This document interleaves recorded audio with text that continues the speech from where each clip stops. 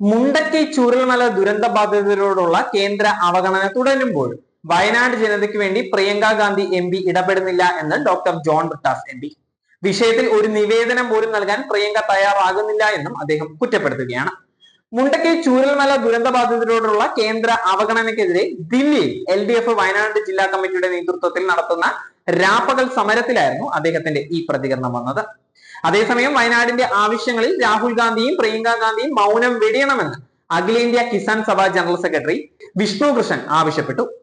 LDFന്റെ രാപ്പകൽ സമരത്തിന് പൂർണ്ണ പിന്തുണ അർപ്പിക്കുന്നതിനായി ആം ആദ്മി പാർട്ടി MP സഞ്ജയ് സിംഗും വ്യക്തമാക്കി.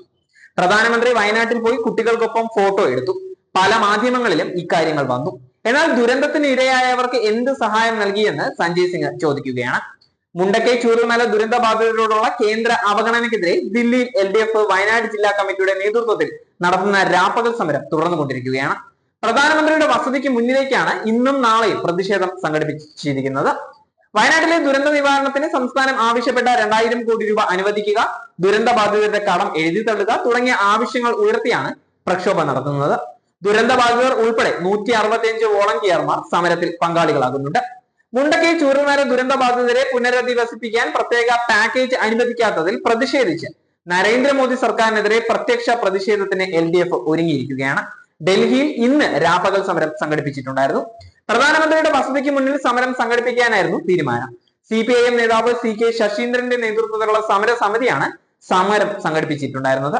രാവിലെ കേരള ഹൗസിൽ നിന്ന് പ്രകടനമായി നേതാക്കൾ പ്രധാനമന്ത്രിയുടെ വസതിയിലേക്ക് നീങ്ങുകയായിരുന്നു. പ്രകടനം പോലീസ് തടയുകയാണെങ്കിൽ തടയുന്ന സ്ഥലത്ത് കുത്തിയിരുന്ന് സമരം തുടരുമെന്നായിരുന്നു നേതാക്കൾ അറിയിച്ചിട്ടുണ്ടായിരുന്നത്. പ്രളയത്തിന് ശേഷം കേരളം കണ്ട ഏറ്റവും വലിയ ദുരന്തമായിരുന്നു മുണ്ടക്കൈ ചൂരൽമല ഉരുൾപൊട്ടൽ. 400ഓളം പേർക്ക് ജീവൻ നഷ്ടപ്പെട്ട ദുരന്തത്തിൽ 100ഓളം പേർ ഇനിയും കാണാമറയത്താണ്. നിരവധി ആളുകൾക്ക് വീടുകൾ നഷ്ടപ്പെട്ടിട്ടുണ്ടായിരുന്നു. ദുരന്തത്തിൽ അതിജീവിച്ചവർ ഇനിയും ജീവിതം എത്തിപ്പിടിച്ചിട്ടുമില്ല. ദുരന്തത്തിന്റെ ആഴം വലുതാണ് എന്നുണ്ടെങ്കിലും കേരളത്തോടും വയനാടിനോടും മുഖം കറുപ്പിക്കുന്ന സമീപനം തന്നെയാണ് കേന്ദ്രം തുടക്കം മുതൽ സ്വീകരിച്ചു വന്നിരുന്നത്. മുണ്ടക്കൈ ചൂരൽമല ദുരന്തത്തെ ദേശീയ ദുരന്തമായി പ്രഖ്യാപിക്കണമെന്നുള്ള ആവശ്യം കേന്ദ്രം അംഗീകരിച്ചിട്ടുമില്ല. പ്രധാനമന്ത്രി അടക്കമുള്ളവർ ദുരന്തബാധിത മേഖല സന്ദർശിച്ച് വിലയിരുത്തിയതാണ് എന്നുള്ളത് നമ്മൾ ഓർക്കേണ്ട കാര്യമാണ്.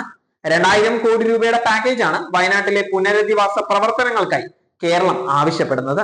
ബജറ്റിൽ ആ പ്രഖ്യാപനം ഉണ്ടാകുമെന്നുള്ള സൂചനകൾ ഉണ്ടായിരുന്നുവെങ്കിലും അതിനും കേന്ദ്രം തയ്യാറായില്ലായിരുന്നു.